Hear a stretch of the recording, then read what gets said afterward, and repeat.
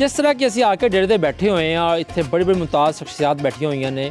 ਸਾਡੇ ਨਾਲ ਮੌਜੂਦ ਨੇ ਰਾਓ ਆਸਫ ਸਾਹਿਬ, ਜਿਹੜੇ ਕਿ ਇਸ ਟਾਈਮ ਵਾਈਸ ਚਾਂਸਲਰ ਨੇ ਨਵਾਜ਼ ਸ਼ਰੀਫ ਯੂਨੀਵਰਸਿਟੀ ਦੇ, ਤੇ ਉਹਦੇ ਨਾਲ ਨਾਲ ਚੇਅਰਮੈਨ ਵੀ ਨੇ ਫੈਡਰਲ ਸੀਡ ਅਥਾਰਟੀ ਦੇ ਵੀ।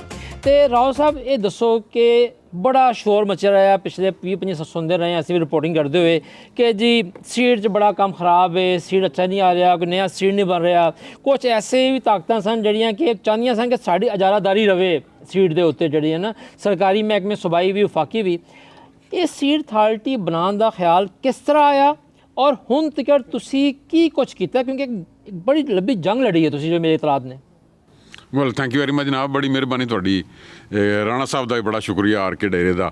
ਪਹਿਲੀ ਗੱਲ ਤਾਂ ਇਹ ਕਿ ਜੀ ਡੇਰਾ, ਜ਼ਰਾਤ ਔਰ ਪਿੰਡ ਇਹ ਇੱਕ ਦੂਸਰੇ ਤੋਂ ਅਲੱਗ ਨਹੀਂ ਹੋ ਸਕਦੇ। ਇੱਥੇ ਜਿੰਨੇ ਵੀ ਤੁਹਾਨੂੰ ਲੋਕ ਨਜ਼ਰ ਆਉਣਗੇ ਨਾ ਜੀ, ਸਾਰਿਆਂ ਦਾ ਤਾਲੁਕ ਕਿਸੇ ਨਾ ਕਿਸੇ ਤਰ੍ਹਾਂ ਪਿੰਡ ਨਾਲ ਹੈ। ਔਰ ਰਾਣਾ ਸਾਹਿਬ ਦਾ ਸ਼ੁਕਰੀਆ ਇਹ ਕਿ ਇਹਨਾਂ ਨੇ ਮੁਲਤਾਨ ਵਰਗੇ ਸ਼ਹਿਰ 'ਚ, ਵਾਪਡਾ ਟਾਊਨ ਦੇ ਵਿੱਚ ਉਹੀ ਡੇਰੇ ਨੂੰ ਦੁਬਾਰਾ ਰਿਵਾਈਵ ਕੀਤਾ। ਔਰ ਇਹਦੇ ਬਹੁਤ ਐਕਸਟੈਂਸਿਵ ਬੈਨੀਫਿਟਸ ਨੇ ਕਿ ਤੁਸੀਂ ਇਨਫਾਰਮਲ ਮਾਹੌਲ ਦੇ ਵਿੱਚ ਬੈਠ ਕੇ ਤੇ ਨੌਲੇਜ ਐਕਸਚੇਂਜ ਕਰਦੇ ਹੋ। ਇਹੀ ਚੌਪਾਲ ਦਾ ਮਕਸਦ ਹੁੰਦਾ ਸੀ, ਇਹੀ ਡੇਰਿਆਂ ਦਾ ਮਕਸਦ ਹੁੰਦਾ ਸੀ। ਜਿਹੜੀ ਗੱਲ ਤੁਸੀਂ ਕਹਿ ਰਹੇ ਹੋ ਜੀ, ਓਵਰਆਲ ਇਹ ਇੰਡਸਟਰੀ ਬੈਠੀ ਹੈ, ਸੀਡ ਸੈਕਟਰ ਦੇ ਲੋਕ ਵੀ ਬੈਠੇ ਨੇ। ਸੀਡ ਅਥਾਰਟੀ ਜਿਹੜੀ ਨਾ SIFC ਦਾ ਇਨੀਸ਼ੀਏਟਿਵ ਸੀ ਔਰ ਬੜਾ ਵੈਲ ਥਾਟ ਸੀ।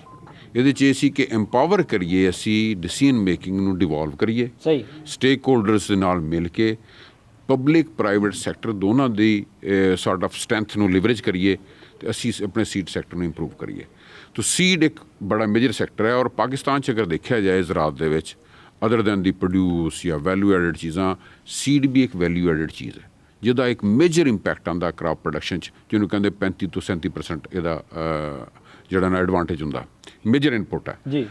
ਉਹਦੇ ਵਾਸਤੇ ਜ਼ਰੂਰੀ ਸੀ ਕਿ ਇਸ ਸੈਕਟਰ ਨੂੰ ਥੋੜ੍ਹਾ ਜਿਹਾ ਆਰਗੇਨਾਈਜ਼ ਕਰੀਏ ਤੇ ਔਰ ਥੋੜ੍ਹਾ ਲਿਬਰਲਾਈਜ਼ ਕਰੀਏ, ਥੋੜ੍ਹਾ ਓਰੀਐਂਟ ਕਰੀਏ ਕਿ ਅਸੀਂ ਪ੍ਰਾਈਵੇਟ ਸੈਕਟਰ ਦੀ ਸਟਰੈਂਥ ਨੂੰ ਜਿਹੜੇ ਨਾਲ ਲਿਵਰੇਜ ਕਰੀਏ ਫਾਰ ਰਿਸਰਚ ਐਂਡ ਡਿਵੈਲਪਮੈਂਟ। ਉਹ ਆਪਣਾ ਬਿਜ਼ਨਸ ਕਰਨ ਨਾਲ ਇਨਵੈਸਟ ਕਰਨ ਰਿਸਰਚ ਐਂਡ ਡਿਵੈਲਪਮੈਂਟ ਦੇ ਉੱਤੇ ਵੀ, ਉਹ ਇਨਵਾਇਰਮੈਂਟ, ਉਹ ਇਕੋਸਿਸਟਮ ਕ੍ਰੀਏਟ ਕਰੀਏ। ਉਹ ਅਲਹਮਦੁਲਿਲਾ ਬੋਰਡ ਹੈ ਔਰ ਉਹਦੇ 'ਚ ਸਾਰੇ ਸਟੇਕ ਹੋਲਡਰਸ ਮੈਂਬਰ ਨੇ। ਸੀਡ ਅਥਾਰਟੀ ਨੇ ਆ ਕੇ ਮੇਜਰ ਕਈ ਇਨੀਸ਼ੀਏਟਿਵ ਲਏ। ਇੱਕ ਸੀਡ ਸੈਕਟਰ ਰਿਫਾਰਮਸ ਦੇ ਨਾਂ 'ਤੇ ਇੱਕ ਏਜੰਡਾ ਲੈ ਕੇ ਆਈ ਜੀ ਕਿ ਅਗਰ ਅਸੀਂ ਸੀਡ ਨੂੰ ਦੇਖਣਾ ਤਾਂ ਉਹਦੀ ਪੂਰੀ ਚੇਨ ਨੂੰ ਦੇਖਣਾ ਪਏਗਾ। ਸਹੀ ਹੈ। ਉਹਦੇ 'ਚ ਪੂਰੀ ਚੇਨ ਦੇ ਸਭ ਤੋਂ ਪਹਿਲੇ ਆਉਂਦੀ ਟੈਕਨੋਲੋਜੀ, ਜਦੋਂ ਬਾਅਦ ਟੈਕਨੋਲੋਜੀਕਲ ਚੀਜ਼ਾਂ ਆਉਂਦੀਆਂ, ਨਵੀਂ ਜੀਨ ਇਨੋਵੇਸ਼ਨ ਆ ਰਹੀ, ਜਰਮ ਪਲਾਜ਼ਮ ਆ ਰਿਹਾ। ਉਸ ਤੋਂ ਬਾਅਦ ਆਉਂਦੀ ਬਰੀਡਿੰਗ, ਕਿ ਉਹਨਾਂ ਨੂੰ ਵੈਰਾਈਟੀਆਂ ਨੂੰ, ਉਹਨੂੰ ਟ੍ਰੇਡਸ ਨੂੰ ਮੋਬਿਲਾਈਜ਼ ਕਰਕੇ ਕਿਵੇਂ ਤੁਸੀਂ ਕੰਬਾਈਨ ਕਰਨਾ। ਫਿਰ ਆਉਂਦਾ ਸੀਡ ਸਾਇੰਸ ਜਾਂ ਟੈਕਨੋਲੋਜੀ ਕਿ ਜੀ ਤੁਸੀਂ ਪ੍ਰਾਈਵੇਟ ਸੈਕਟਰ ਦੇ ਨਾਲ ਮਿਲ ਕੇ ਉਹਨੂੰ ਕਿਵੇਂ ਅੱਛੀ ਫਾਰਮ 'ਚ ਪਹੁੰਚਾਉਣਾ ਆਪਣਾ ਨਾ ਫਾਰਮਰ ਤੱਕ। ਸਹੀ ਹੈ। ਉਹਦੇ ਜਿਹੜਾ ਅਸੀਂ ਗੇਨ ਦੇਖੀਏ ਨਾ, ਜਿਹਨਾਂ ਕ੍ਰਾਪ ਦੇ ਵਿੱਚ ਜ਼ਿਆਦਾ ਆਇਆ, ਮਸਲਨ ਮਕਈ ਹੈ। ਮਕਈ ਤੁਸੀਂ ਫਨੋਮੀਨਲ ਗੇਨ ਹੈ। ਰੀਜ਼ਨ ਇਹ ਹੈ ਕਿ ਉਹਦੇ 'ਚ ਹਾਈਬ੍ਰਿਡ ਸੀਡ ਆ ਗਿਆ। ਦੂਸਰਾ ਜਿਹੜਾ ਇੱਕ ਮੇਜਰ ਗੇਨ ਤੁਸੀਂ ਦੇਖਦੇ ਹੋ ਰਾਈਸ 'ਤੇ ਦੇਖਦੇ ਹੋ, ਉਹਦੇ ਜਦੋਂ ਹਾਈਬ੍ਰਿਡ ਸੀਡ ਆਇਆ।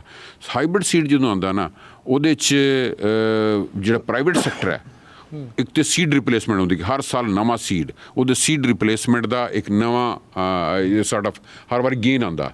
ਜਿਹੜੀ ਹੁੰਦੀ ਹੈ ਨਾ ਸਾਡੀ OP ਵਰਾਇਟੀਜ਼ ਉੱਪਰ ਪਲੈਨਟ, ਉਹ ਓਵਰ ਟਾਈਮ ਡਿਕਲਾਈਨ ਕਰ ਜਾਂਦੀਆਂ। ਜਿਹੜਾ ਹਾਈਬ੍ਰਿਡ ਆਉਂਦਾ, ਉਹਦੇ 'ਚ ਹਰ ਵਾਰੀ ਸੀਡ ਨया ਲਗਾਇਆ ਜਾਂਦਾ, ਉਹਦੀ ਆਪਣੀ ਸਟਰੈਂਥ ਹੈ, ਉਹਦਾ ਇੱਕ ਆਪਣਾ ਗੇਨ ਹੈ, ਉਹਦੀ ਵਜ੍ਹਾ ਨਾਲ ਪ੍ਰੋਡਕਟਿਵਿਟੀ ਦਾ ਫਰਕ ਪੈਂਦਾ। ਦੂਸਰਾ ਉਹਦੇ 'ਚ ਮੇਜਰ ਐਡਵਾਂਟੇਜ ਆਉਂਦਾ ਕਿ ਉਹਦੇ 'ਚ ਬਿਜ਼ਨਸ ਹੁੰਦਾ, ਔਰ ਬਿਜ਼ਨਸ ਜਿੱਥੇ ਹੁੰਦਾ ਉੱਥੇ private sector is for business. ਤਾਂ ਉਹ ਜਦੋਂ ਫਾਰ ਬਿਜ਼ਨਸ ਉਹ ਆਉਂਦੇ ਨੇ ਤਾਂ ਫਿਰ ਉਹ ਇਨਵੈਸਟ ਕਰਦੇ ਨੇ ਉੱਤੇ। ਉਹਦੇ 'ਚ ਓਵਰਆਲ ਸਾਡੀ ਵਰਟੀਕਲ ਗਰੋਥ ਵੀ ਹੁੰਦੀ ਹੈ ਅਤੇ ਸੀਡ ਸਿਸਟਮ ਅੱਗੇ ਚੱਲਦਾ।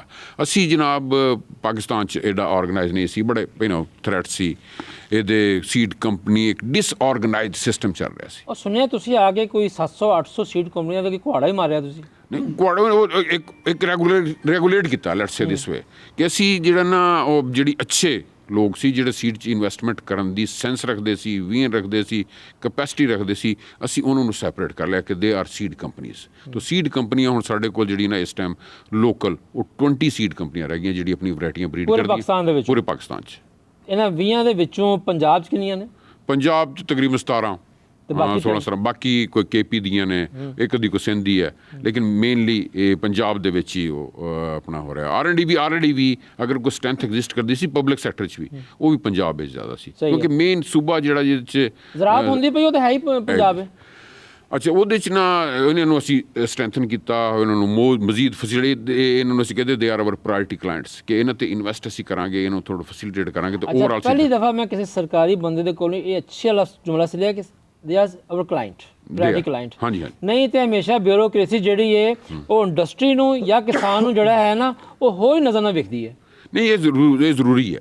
ਅੱਗੇ ਅਗਰ ਤੁਸੀਂ ਸਿਸਟਮ ਦੇਖੋ ਨਾ, ਪਬਲਿਕ ਸੈਕਟਰ ਦੇ ਆਪਣੇ ਚੈਲੰਜਸ ਹੁੰਦੇ ਨੇ, private sector ਚੂੰਕਿ they are for business, ਦੇ ਇਹਨਾਂ ਦੇ ਬਿਜ਼ਨਸ ਮਾਡਲ ਬੜਾ ਠੀਕ ਹੁੰਦਾ, ਸੋ ਦੇ ਅਡਾਪਟ ਦੈਟ ਬਿਜ਼ਨਸ ਮਾਡਲ। ਉਹਦੇ ਨਾਲ ਇੰਪਲਾਇਮੈਂਟ ਜਨਰੇਸ਼ਨ ਵੀ ਹੁੰਦੀ ਹੈ, ਉਹ ਜਿਹੜੀ ਨਾ ਸੀਡ ਦੀ ਕੁਆਲਿਟੀ ਬਿਹਤਰ ਹੁੰਦੀ। ਅਗਰ ਤੁਸੀਂ ਸੀਡ ਦੀ ਬਾਤ ਕਰੋ, ਅੱਛਾ ਮੈਂ ਇਹਨਾਂ ਵਿੱਚ ਗੱਲ ਰਹੀ ਕਿ ਕਿਸੇ ਅਸੀਂ ਵੈਲਿਊ ਐਡਿਡ ਦੇ ਵਿੱਚ ਪੈਸਟੀਸਾਈਡ ਫਾਰ ਐਗਜ਼ਾਮਪਲ ਨਾ ਅਸੀਂ ਕਦੇ ਵੀ ਐਕਸਪੋਰਟ ਨਹੀਂ ਕਰ ਪਾਵਾਂਗੇ, ਇਹਦੀ ਮਾਰਕੀਟ ਨੇ ਡਿਕਲਾਈਨ ਹੋਣਾ। ਹੁਣ ਜੀਨ ਟੈਕਨੋਲੋਜੀਜ਼ ਆ ਗਈਆਂ ਨੇ, ਦੁਨੀਆ ਉਹਦੇ ਨਾਲ ਮੂਵ ਕਰ ਰਹੀ ਹੈ, ਅਤੇ ਸਾਡੇ ਪ੍ਰਾਈਵੇਟ ਸੈਕਟਰ 'ਚ ਇੰਨੀ ਸਟਰੈਂਥ ਹੈ ਉਹਨਾਂ 20 ਕੰਪਨੀਆਂ 'ਚ ਐਟਲੀਸਟ, ਮਜ਼ੀਦ ਐਕਸਟੈਂਡ ਹੋਏਗੀ।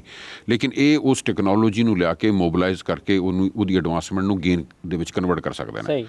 ਅਤੇ ਇਹ ਜਿਹੜਾ ਸੀਡ ਦਾ ਸਾਡਾ ਇੱਕ ਵਿਜ਼ਨ ਹੈ, ਸੀਡ ਅਥਾਰਟੀ ਦਾ ਇਹ ਵਿਜ਼ਨ ਸੀ ਕਿ ਅਸੀਂ ਆਪਣੀ ਕੰਪਨੀਆਂ ਨੂੰ ਇਸ ਤਰ੍ਹਾਂ ਫੈਸਿਲੀਟੇਟ ਕਰੀਏ, ਉਹ ਇਕੋਸਿਸਟਮ ਦਈਏ ਕਿ ਉਹ ਮਲਟੀ ਨੈਸ਼ਨਲ ਦੇ ਤੌਰ 'ਤੇ ਅਮਰਜ ਹੋਣ ਔਰ ਸੀਡ ਐਕਸਪੋਰਟ ਦੇ ਵਿੱਚ ਚਲੇ ਜਾਣ। ਸਹੀ ਹੈ। ਸੋ ਔਰ ਇਹ ਇੱਕ ਜਿਹੜਾ ਟਾਰਗੇਟ ਲੈ ਕੇ ਅਸੀਂ ਚੱਲੇ, ਉਹਦੇ 'ਚ ਜਿਹੜੇ ਦੁਨੀਆ ਦੇ ਐਡਵਾਂਸ ਮੁਲਕ ਨੇ ਕਿ ਇਹਨਾਂ ਨੂੰ ਬਜਾਏ ਸਰਟੀਫਿਕੇਸ਼ਨ ਤੋਂ ਬ੍ਰਾਂਡਿੰਗ ਵੱਲ ਸ਼ਿਫਟ ਕਰੀਏ, ਕਿ ਹਰ ਇੱਕ ਦਾ ਆਪਣਾ ਬ੍ਰਾਂਡ ਹੈ, ਉਹਨੂੰ ਉਹ ਆਪਣੇ ਬ੍ਰਾਂਡ ਦੇ ਹਿਸਾਬ ਨਾਲ ਸੀਡ ਦੀ ਡਿਵੈਲਪਮੈਂਟ ਕਰਦਾ। ਫਿਰ ਟਰੂਥ ਇਨ ਲੇਬਲਿੰਗ ਦੇ ਅਸੀਂ ਕੰਸੈਪਟ ਉਹਦੇ 'ਚ ਲੈ ਕੇ ਆਏ, ਜਿਹੜਾ ਵੈਰਾਈਟੀ ਇਵੈਲੂਏਸ਼ਨ ਦਾ ਹਮੇਸ਼ਾ ਤੋਂ ਇੱਕ ਕੰਟਰੋਵਰਸੀ ਰਹਿੰਦੀ ਸੀ, ਪਬਲਿਕ ਪ੍ਰਾਈਵੇਟ ਸੈਕਟਰ ਇਹ ਉਹਦੇ ਸਾਰੇ ਸਟੇਕ ਹੋਲਡਰ ਨੂੰ ਅਸੀਂ ਮੈਂਬਰ ਬਣਾ ਕੇ ਫੇਅਰ ਐਂਡ ਕਲੀਅਰ ਸਿਸਟਮ ਯਾਨੀ ਕਿ ਤੁਸੀਂ ਇਸ ਇੰਡਸਟਰੀ ਨੂੰ ਜਿਹੜੀ ਹੈ ਉਹ ਅਫਸਰਸ਼ਾਹੀ ਦੇ ਫੀਤੇ ਤੋਂ ਜਿਹੜਾ ਆਜ਼ਾਦ ਕਰ ਛੱਡਿਆ ਤੁਸੀਂ। ਐਗਜ਼ੈਕਟਲੀ, ਇਹਦੇ 'ਚ ਨਾ ਸਟੇਕ ਹੋਲਡਰ ਬੈਠਦੇ ਨੇ, ਡਿਸੀਜਨ ਮੇਕਿੰਗ ਡਿਵੋਲਵ ਹੋ ਗਈ, ਸਾਰੇ ਸਟੇਕ ਹੋਲਡਰ ਮਿਲ ਕੇ ਜਦੋਂ ਇੱਕ ਕੰਸੈਂਸਸ ਤੇ ਆ ਜਾਂਦੇ ਐਂਡ ਦੇ ਗੋ ਫਾਰਵਰਡ। ਔਰ ਪੂਰੀ ਤਰ੍ਹਾਂ ਵੈਸੇ ਮੈਂ I would like to appreciate ਜਿਹੜੀ ਕਰੰਟ ਗਵਰਨਮੈਂਟ ਵੀ ਹੈ, SIFC ਦਾ ਇਨੀਸ਼ੀਏਟਿਵ ਹੈ, ਉਹਨਾਂ ਨੇ ਪੂਰੀ ਤਰ੍ਹਾਂ ਇਸ ਨੂੰ ਬੈਕ ਕੀਤਾ, ਰੀਅਲਾਈਜ਼ ਕੀਤਾ, ਤੇ ਅਲਹਮਦੁਲਿਲਾ ਸਾਨੂੰ ਗੇਨ ਨਜ਼ਰ ਆਉਣੇ ਸ਼ੁਰੂ ਹੋ ਗਏ ਨੇ। ਬਹੁਤ ਅੱਛੀ ਗੱਲ ਹੈ। ਤੁਹਾਡੇ ਨਾਲ ਹੀ ਸਮਝੀ ਸਾਹਿਬ ਬੈਠੇ ਨੇ, ਇਹਦੇ ਨਾਲ ਤਾਂ ਬੜੀ ਲੰਬੀ ਗੱਲ ਕਰਾਂਗੇ ਤੁਹਾਡੇ ਨਾਲ ਇਸ ਮੌਜੂਦ ਦੇ ਉੱਤੇ, ਤੁਹਾਡੇ ਕੋਲ ਟਾਈਮ ਲਾਂਗੇ, ਲੇਕਿਨ ਚੁੱਕਾ ਤੁਸੀਂ ਗੱਲ ਕਰ ਰਹੇ ਹੋ ਇੰਡਸਟਰੀ ਦੀ ਔਰ 20 ਕੰਪਨੀਆਂ ਦੀ, ਸਾਡੇ ਨਾਲ ਜਿਹੜੇ ਦੋਸਤ ਬੈਠੇ ਹੋਏ ਨੇ ਅਸੀਂ ਇਹਨਾਂ ਨਾਲ ਗੱਲ ਕਰਦੇ ਹਾਂ। ਤੁਸੀਂ ਇਹ ਸੀਡ ਅਥਾਰਟੀ ਬਣਨ ਤੋਂ ਬਾਅਦ ਇਨਵੈਸਟਮੈਂਟ ਦੇਖੋ ਪ੍ਰਾਈਵੇਟ ਸੈਕਟਰ ਨੇ ਕਿਤਨੀ ਵਧਾਈ ਹੈ ਆਪਣੀ। ਦੈਟ ਇਜ਼ ਅਵਰ ਜਿਹੜਾ ਨੇ ਜਿਸ ਬੈਂਚਮਾਰਕ ਅਸੀਂ ਕਹਿੰਦੇ ਹਾਂ ਜਾਂ ਗੇਨ ਦੇਣੇ ਜਾਂ ਇੰਪੈਕਟ ਅਸੈਸਮੈਂਟ ਕਰਦੇ ਹਾਂ, ਉਹਦੇ 'ਚ ਇਹ ਚੀਜ਼ਾਂ ਬੜੀ ਇੰਪੋਰਟੈਂਟ। ਰਾਓ ਸਾਹਿਬ ਗੱਲ ਇਹ ਆ ਕਿ ਉਹਦੀ ਵਜ੍ਹਾ ਇਹ ਆ ਕਿ ਤੁਸੀਂ ਉਹਨਾਂ ਨੂੰ ਇਤਮਾਦ ਦਿੱਤਾ ਹੈ, ਭਰੋਸਾ ਦਿੱਤਾ ਹੈ, ਉਹ ਨਾ ਦਿੰਦੇ ਤਾਂ ਇਨਵੈਸਟਮੈਂਟ ਨਹੀਂ ਆਉਣੀ ਸੀਗੀ। ਸੀਡ ਅਥਾਰਟੀ ਦਾ ਜਨਰਲ ਮੋਟੋ ਇਹ ਹੈ ਕਿ ਸੀਡ ਸੈਕਟਰ ਵਿੱਚ ਕਿਸੇ ਨੂੰ ਕਿਸੇ ਜਗ੍ਹਾ 'ਤੇ ਵੀ ਪ੍ਰੋਬਲਮ ਹੈ, seed authority sitting with them to support. ਤੁਸੀਂ ਤਾਂ ਨਹੀਂ ਦੱਸਿਆ, ਲੇਕਿਨ ਮੈਂ ਆਪਣੇ ਵੇਖਿਆ ਨੂੰ ਜ਼ਰੂਰ ਦੱਸਾਂਗਾ ਕਿ ਇਹ ਸੀਡ ਅਥਾਰਟੀ ਦਾ ਕਿਆਮ ਐਵੇਂ ਨਹੀਂ ਹੋ ਗਿਆ, ਬੜੀ ਜੰਗਾਂ, ਬੜੀਆਂ ਲੜਾਈਆਂ, ਬੜੀ ਕੁਸ਼ਤੀਆਂ ਹੋਈਆਂ ਨੇ, ਔਰ ਇਹਦੇ ਵਿੱਚ ਸਾਡੇ ਮੁਲਕ ਦੇ ਜਿਹੜੇ ਦਫਾਈ ਅਦਾਰੇ ਨੇ ਉਹਨਾਂ ਦਾ ਬੜਾ ਅਹਿਮ ਕਿਰਦਾਰ ਹੈ, ਜਿਨ੍ਹਾਂ ਦੀ ਮੁਕੰਮਲ ਸਪੋਰਟ ਦੇ ਨਾਲ ਏਡਾ ਵੱਡਾ ਅਦਾਰਾ ਜਿਹੜਾ ਕਿਆਮ ਚਮਲ 'ਚ ਆਇਆ। ਰਾਓ ਸਾਹਿਬ ਤੇ ਜ਼ਾਹਿਰ ਗੱਲ ਕਸੇ ਨਫਸੀ ਤੋਂ ਕੰਮ ਲੈ ਗਏ ਨੇ, ਲੇਕਿਨ ਹਕੀਕਤ ਇਹ ਹੈ ਕਿ ਬਹੁਤ ਅਹਿਮ ਸ਼ਖਸੀਅਤ ਸ਼ਾਮਲ ਨੇ। ਨਹੀਂ, ਮੈਂ ਇਹਨੂੰ ਐਂਡੋਸ ਕਰਨਾ ਚਾਹਾਂਗਾ, ਆਈ ਵੁੱਡ ਲਾਈਕ ਟੂ ਨੇਮ ਇਹ ਜਿਹੜੇ ਸਾਡੇ SIFC ਦੇ ਇਨੀਸ਼ੀਏਟਿਵ ਸੀ ਨਾ ਸਰ, ਕਿ ਅਸੀਂ ਕਾਰਪੋਰੇਟ ਸੈਕਟਰ ਜਾਈਏ, ਫਾਰਮਿੰਗ ਨੂੰ ਅੱਗੇ ਵਧਾਈਏ, ਫਾਰਮਿੰਗ ਨੂੰ ਅੱਗੇ ਵਧਾਉਣ ਵਾਸਤੇ ਕਿਹੜੀ ਚੀਜ਼ ਜ਼ਰੂਰੀ ਸੀ। ਸੋ ਬੜੀ ਬੋਟਲਨੈਕ ਸੀ ਕਿ ਜਦੋਂ ਤੱਕ ਅਸੀਂ ਸੀਡ ਦੇ ਸਿਸਟਮ ਨੂੰ ਠੀਕ ਨਹੀਂ ਕਰਾਂਗੇ ਜ਼ਰਾਤ ਅੱਗੇ ਨਹੀਂ ਜਾਏਗੀ। ਬਿਲਕੁਲ ਸਾਡੇ ਦਫਾਈ ਅਦਾਰਿਆਂ ਦਾ ਬੜਾ ਮੇਜਰ ਰੋਲ ਹੈ ਇਹਦੇ 'ਚ। Thank you. ਕਿਉਂਕਿ ਹਰ ਬੰਦਾ ਕਹਿੰਦਾ ਜੀ ਆਸਮ ਅਜੀਜ਼ ਸਾਹਿਬ, ਵੈਸੇ ਤਾਂ ਮੈਂ ਵੀ ਤੁਹਾਨੂੰ ਪੁੱਛਣਾ ਮੁਖਬਰੀ ਹੋਈ ਹੈ ਕਿ ਤੁਸੀਂ ਵੀ ਕਿ ਬੜਾ ਅਨੋਖਾ ਜਿਹਾ ਕੋਈ ਜਿਹੜਾ ਹੈ ਨਾ ਜਾਦੂ ਵਾਲਾ ਪ੍ਰਾਣ ਲੈ ਕੇ ਆਏ ਹੋ, ਉਹਦੀ ਤਫਸੀਲ ਬਾਅਦ 'ਚ ਪੁੱਛਾਂਗਾ।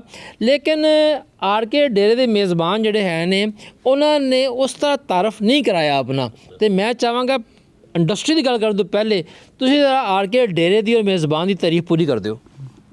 ਸ਼ੁਕਰੀਆ ਜਵਾਨ ਸਾਹਿਬ, ਬੜੀ ਮਿਹਰਬਾਨੀ, ਬਹੁਤ ਸ਼ੁਕਰੀਆ ਤੁਹਾਡਾ। ਤੁਸੀਂ ਮਾਸ਼ਾਅੱਲਾ ਤਸ਼ਰੀਫ ਲੈ ਕੇ ਆਏ, ਤੁਸੀਂ ਇੱਕ ਪਾਕਿਸਤਾਨ ਦੇ ਰਿਨਾਊਨ ਜਰਨਲਿਸਟ ਟੂ ਐਗਰੀਕਲਚਰ ਜਿਹੜਾ ਡੀਲ ਕਰਦੇ ਹੋ, ਤੁਹਾਡੇ ਤੋਂ ਬਿਹਤਰ ਜ਼ਰਾਤ ਨੂੰ ਕੋਈ ਨਹੀਂ ਸਮਝਦਾ, ਔਰ ਮਾਸ਼ਾਅੱਲਾ ਸਾਨੂੰ ਫਖਰ ਹੈ ਤੁਹਾਡੇ 'ਤੇ। ਸ਼ੁਕਰੀਆ ਜੀ ਕਿ ਤੁਸੀਂ ਖਾਸ ਕਰ ਖਾਲਕ ਖੋਖਰ ਸਾਹਿਬ ਤੁਹਾਡਾ ਬਹੁਤ ਜ਼ਿਆਦਾ ਜ਼ਿਕਰ ਕਰਦੇ ਨੇ ਔਰ ਬਹੁਤ ਤਾਰੀਫ ਕਰਦੇ ਨੇ, ਕਿ ਅਸੀਂ ਵੀ ਖੁਦ ਵੀ ਤੁਹਾਨੂੰ ਮਿਲੇ ਹਾਂ, ਕਾਫੀ ਮਾਸ਼ਾਅੱਲਾ ਮੁਲਾਕਾਤਾਂ ਨੇ, ਅਤੇ ਬਹਰਹਾਲ ਸਾਡੇ ਵਾਸਤੇ ਆਨਰ ਦੀ ਗੱਲ ਹੈ ਤੁਸੀਂ ਮੁਲਤਾਨ ਤਸ਼ਰੀਫ ਲੈ ਕੇ ਆਏ ਹੋ, ਖਾਸ ਕਰ RK ਡੇਰੇ ਦਾ। RK ਡੇਰਾ ਚੱਲ ਤੇ ਖੈਰ ਪਿਛਲੇ 40 ਸਾਲ ਤੋਂ ਰਿਹਾ, ਲੇਕਿਨ ਆਰਗੇਨਾਈਜ਼ ਜਿਹੜਾ ਇਸ ਸਿਸਟਮ 'ਚ ਆਇਆ ਉਹ 10 ਤੋਂ 15 ਸਾਲ ਹੋ ਗਏ ਨੇ। ਜਗ੍ਹਾ ਹੋਰ ਸੇ ਇੱਥੇ ਆ ਗਿਆ, ਅਸੀਂ ਤੇ ਲਾਈਫ ਮੈਂਬਰ ਹਾਂ।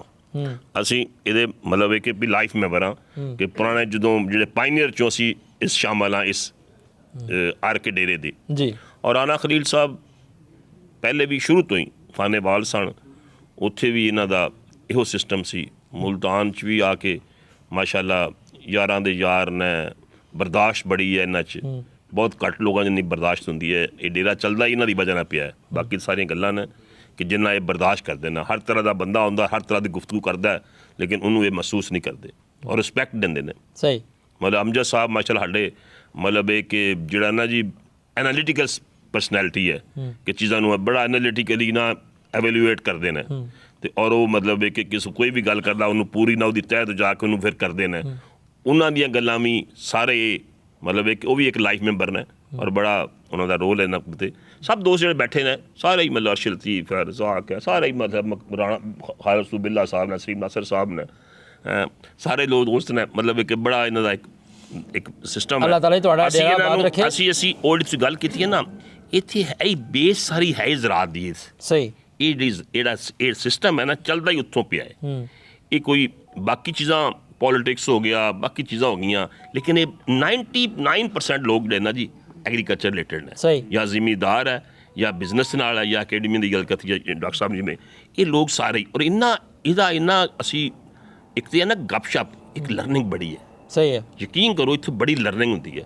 ਆਈਡੀਆ ਅਸੀਂ ਜਿਹੜਾ ਉੱਥੇ ਬੈਠੇ ਸੀ, ਹੁਣ ਜਿੱਦਾਂ ਉਹ ਇੱਕ ਦੋਸਤ ਆਪਣਾ ਗੱਲ ਕਰ ਰਿਹਾ ਸੀ, ਫਾਰਮਰ ਕੀਨ ਆਪਣਾ ਉਹਨਾਂ ਦਾ ਮੋਹਸਨ ਖਾਦਲ, ਮੈਂ ਕਹਿੰਦਾ ਕਿ ਇਹੋ ਜਿਹੇ ਬੰਦੇ ਇੱਥੋਂ ਬੜੇ ਆਈਡੀਆ ਆਉਂਦੇ ਨੇ। ਸਹੀ। ਅੱਛਾ ਹੁਣ ਇਹ ਦੱਸੋ, ਕਨਸੈਪਟ ਹੁੰਦਾ ਇੱਥੋਂ ਮੈਂ ਤੇ ਬਹੁਤ ਲਰਨ ਕੀਤਾ। ਅੱਛਾ ਹੁਣ ਇਹ ਦੱਸੋ ਕਿ ਜਿਹੜਾ ਤੁਸੀਂ ਉਹ ਜਾਦੂ ਦਾ ਪਲਾਨ ਲੈ ਕੇ ਆਏ ਹੋ ਔਰ ਸੁਣਿਆ ਹੈ ਕਿ ਉਹ ਪਾਕਿਸਤਾਨ 'ਚ ਇੱਕ ਇਨਕਲਾਬ ਹੈ ਸੀਡ ਸੈਕਟਰ ਦੇ ਵਿੱਚ, ਉਹਦੀ ਤਫਸੀਲ ਦੱਸੋ ਸਾਡੇ ਵੇਖਣ ਵਾਲਿਆਂ ਨੂੰ। ਮੈਂ ਦੇਖੋ ਨਾ ਪਾਕਿਸਤਾਨ 'ਚ ਅਸੀਂ ਬੇਸਿਕਲੀ ਪੈਸਟੀਸਾਈਡ, ਮੇਰਾ ਇੰਟੋਮੋਲੋਜੀ ਫੀਲਡ ਸੀ, ਮੈਂ ਇੰਟੋਮੋਲੋਜੀ 'ਚ MSc ਕੀਤੀ। ਉਸ ਤੋਂ ਬਾਅਦ ਮੈਂ ਪੈਸਟੀਸਾਈਡ ਕੰਪਨੀ ਜੌਬ ਕਰਦਾ ਰਹਿ ਗਿਆ। ਮੇਰੀ ਸਾਰੀ ਤਕਰੀਬਨ ਟੋਟਲ ਮੇਰੀ 40 ਸਾਲ ਦਾ ਅਗਰ ਹੈ ਨਾ ਅਰਸਾ, ਉਸ 'ਚੋਂ ਮੇਰਾ 35 ਤੋਂ ਮਤਲਬ ਨਹੀਂ ਤਾਂ ਚਲੋ 30 ਸਾਲ ਮਤਲਬ ਇੰਟੋਮੋਲੋਜਿਸਟ ਐਜ਼ ਏ ਮੈਂ ਰਿਨਾਊਂਡ ਇੰਟੋਮੋਲੋਜਿਸਟ ਤੌਰ 'ਤੇ ਮੈਂ ਪਹਿਚਾਣਿਆ ਜਾਂਦਾ। ਪੈਸਟੀਸਾਈਡਸ ਵੀ ਫੀਲਡ ਸੀ। ਅਸੀਂ ਹੁਣ ਪੈਸਟੀਸਾਈਡ ਦੀ ਗੱਲ ਹੀ ਨਹੀਂ ਕਰਦੇ, ਸਾਡਾ ਫੋਕਸ ਹੀ ਸੀਡ ਹੋ ਗਿਆ। ਔਰ ਸਿਰਫ ਮੈਂ ਕਹਿੰਦਾ ਕ੍ਰੈਡਿਟ ਦਿੰਦਾ ਮਤਲਬ ਇੱਕ ਡਾਕਟਰ ਸਾਹਿਬ ਨੂੰ, ਗ੍ਰੀਨ ਇਨੀਸ਼ੀਏਟਿਵ ਦਾ ਰੋਲ ਹੈ ਉਹਨਾਂ ਦਾ, ਮਤਲਬ ਇੱਕ ਮੇਜਰ ਜਨਰਲ ਸ਼ਾਹ ਨਜ਼ੀਰ ਸਾਹਿਬ ਦਾ, ਖਾਲਦ ਖੋਖਰ ਸਾਹਿਬ ਦਾ, ਕਿ ਸੀਡ ਸੈਕਟਰ ਜਿਹਨੂੰ ਐਸਟੈਬਲਿਸ਼ ਕਰਨਾ ਚਾਹੀਦਾ। ਔਰ ਸਾਡੀ ਪਿਛਲੇ 5 ਸਾਲ ਤੋਂ ਇਨਵੈਸਟਮੈਂਟ 100% ਸੀਡ 'ਤੇ ਹੈ ਕਿ ਮੈਂ ਅਗਰ ਇਨਵੈਸਟਮੈਂਟ ਆਪਣੀ ਕਰਦਾ ਸੀ ਹਰ ਸਾਲ ਮਤਲਬ ਇਹ ਕਿ ਵੀ 50 ਕਰੋੜ ਜਾਂ 30 ਕਰੋੜ ਜਾਂ R&D ਪਲੱਸ ਸਿਸਟਮ 'ਤੇ ਸਾਡੀ ਡਬਲ ਹੋ ਗਈ ਬਿਲੀਅਨ ਦੀ ਇਨਵੈਸਟਮੈਂਟ ਹੁਣ ਐਵਰੀ ਈਅਰ ਅਸੀਂ ਕਰ ਰਹੇ ਹਾਂ। 2,000-2,500 ਏਕੜ ਦੀ ਫਾਰਮਿੰਗ, ਸੀਡ ਦਾ ਪਲਾਂਟ ਜਿਹੜੀ ਤੁਸੀਂ ਗੱਲ ਕਰ ਰਹੇ ਹੋ ਕਿ one of the role model ਬਣਨਾ ਪਏਗਾ। ਡਾਕਟਰ ਸਾਹਿਬ ਨੇ ਕਿਹਾ, ਉਹਨਾਂ ਨੇ ਸਾਨੂੰ ਸ਼ਾਹ ਨਜ਼ੀਰ ਸਾਹਿਬ ਨੇ ਕਿਹਾ, ਖਾਲਦ ਖੋਖਰ ਸਾਹਿਬ ਨੇ ਕਿਹਾ ਕਿ ਯਾਰ ਇਹਨੂੰ ਕਰੋ ਚੁੱਕੋ, ਇਹਨੂੰ ਸਿਸਟਮ ਨੂੰ ਠੀਕ ਕਰੀਏ, ਤੁਸੀਂ ਲੋਕ ਨਹੀਂ ਕਰੋਗੇ ਤਾਂ ਕਿਵੇਂ ਹੋਏਗਾ। ਅਸੀਂ ਉਹਦੇ ਵਾਸਤੇ ਇਨਵੈਸਟਮੈਂਟ ਕੀਤੀ ਹੈ ਕਿ ਬੈਸਟ ਕਿ ਅਸੀਂ ਕਹਿੰਦੇ ਕਿ 3-4 ਚੀਜ਼ਾਂ ਸੀਡ ਹੈ ਜੀ। ਨੰਬਰ 1 R&D ਹੈ ਜੀ।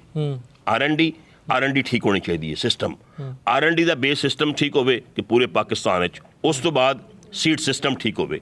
ਸੀਡ ਸਿਸਟਮ ਦਾ ਰੋਲ ਹੈ ਕਿ ਬੈਸਟ ਪਲਾਂਟ ਲੈ ਕੇ ਆਓ ਜਿਹੜਾ ਹਰ ਚੀਜ਼ ਨੂੰ, ਕਿਉਂਕਿ ਸਾਡਾ ਟੋਟਲ ਸਾਰਾ ਹੈ ਸੀ ਮੈਨੂਅਲੀ ਸਿਸਟਮ, ਪੂਰਾ ਪਾਕਿਸਤਾਨ ਮੈਨੂਅਲ ਸਿਸਟਮ ਚੱਲ ਰਿਹਾ। ਕੋਈ ਵੀ ਐਸਾ ਸਿਸਟਮ ਨਹੀਂ ਸੀ ਹੈਗਾ ਕਿ ਜਿਹੜਾ ਮੈਕਨਾਈਜ਼ਡ ਹੋਵੇ। ਮੈਕਨਾਈਜ਼ ਨਾ ਤੁਹਾਡਾ ਸੀਡ ਜਿਹੜਾ ਜੀ ਫਾਰਮਿੰਗ ਵੀ ਜਦੋਂ ਤੱਕ ਮੈਕਨਾਈਜ਼ ਨਹੀਂ ਹੋਏਗੀ, ਸਾਡੀ ਯੀਲਡ ਕਮ ਅਜ਼ ਕਮ 20% ਦਾ ਯੀਲਡ ਇੰਕਰੀਜ਼ ਹੋ ਜਾਏਗੀ ਜਿਸ ਦਿਨ ਮੈਕਨਾਈਜ਼ਡ ਹੋ ਗਈ। ਸਹੀ ਹੈ। ਜੇ ਲੇਬਰ ਬੇਸ ਤੋਂ ਨਿਕਲ ਜਾਏਗੀ ਨਾ ਜਿਸ ਦਿਨ, ਤੁਹਾਡੀ ਆਟੋਮੈਟਿਕਲੀ 25% ਯੀਲਡ ਇੰਕਰੀਜ਼। ਜੇ ਬੜੀ ਲੋੜ ਹੈ ਸੀਡ ਸਿਸਟਮ ਦਾ ਵੀ ਰੋਲ ਸੀ। ਜਦੋਂ ਤੱਕ ਅਗਰ ਮੈਂ ਬੜੀ ਸੀ R&D ਕਰ ਵੀ ਲੈਣਾ, ਅਗਰ ਉਹਨੂੰ ਮੈਂ ਸੀਡ ਉਸ ਸਿਸਟਮ ਨੂੰ ਜਿਹੜਾ ਉਸ ਪ੍ਰੋਸੈਸ ਕਰਨਾ ਹੈ ਉਹਨੂੰ ਠੀਕ ਨਹੀਂ ਕਰਦਾ ਤੇ ਉਹਦਾ ਕੋਈ ਫਾਇਦਾ ਨਹੀਂ ਸੀ R&D ਦਾ।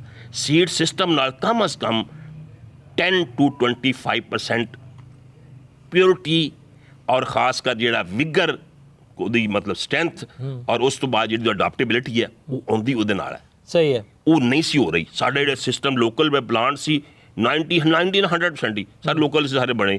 ਉਹਦੇ ਨਾਲ ਮਤਲਬ ਹੈ ਕਿ ਵੀ ਇੱਕ 1 ਟਨ ਪਰ ਆਵਰ ਉਹਦੀ ਕਪੈਸਿਟੀ ਸੀ ਔਰ ਅਸੀਂ ਵੀਟ ਦੀ ਮੈਨੇ 1 ਲੱਖ ਲਾਉਣੀ ਹੈ ਤੇ ਕਮ ਅਜ਼ ਕਮ 1.5-2 ਮਹੀਨੇ ਅਸੀਂ ਸੀਡ ਪ੍ਰੋਸੈਸ ਹੀ ਕਰਦੇ ਰਹਿੰਦੇ ਸੀ। ਸਹੀ ਹੈ। ਔਰ ਜੇ ਮੈਂ 4-5 ਮੈਂ ਅਗਰ ਕਰਨੀ ਹੈ ਤੇ ਮੈਨੂੰ 7-8 ਪਲਾਂਟ ਲਾਉਣੇ ਪੈਣਗੇ। ਆਸਫ ਜੀ ਸਾਹਿਬ ਤੁਹਾਡੇ ਵਰਗੇ ਲੋਕ ਹੀ ਹੈ ਨੇ ਜਿਹੜਾ ਕਿ ਪਹਿਲਾ ਕਦਮ ਲੈਂਦੇ ਨੇ ਤੇ ਬਾਅਦ ਲੋਕ ਫਾਲੋ ਕਰਦੇ ਨੇ। ਇਸ ਵਾਸਤੇ ਅਸੀਂ ਕਿਹਾ ਉਹਨਾਂ ਨੂੰ ਕਿ ਇਹ ਸੀਡ ਦਾ ਪਲਾਂਟ ਹੋਣਾ ਚਾਹੀਦਾ ਐਜ਼ ਅ ਰੋਲ ਮਾਡਲ, ਮੈਕਨਾਈਜ਼ਡ।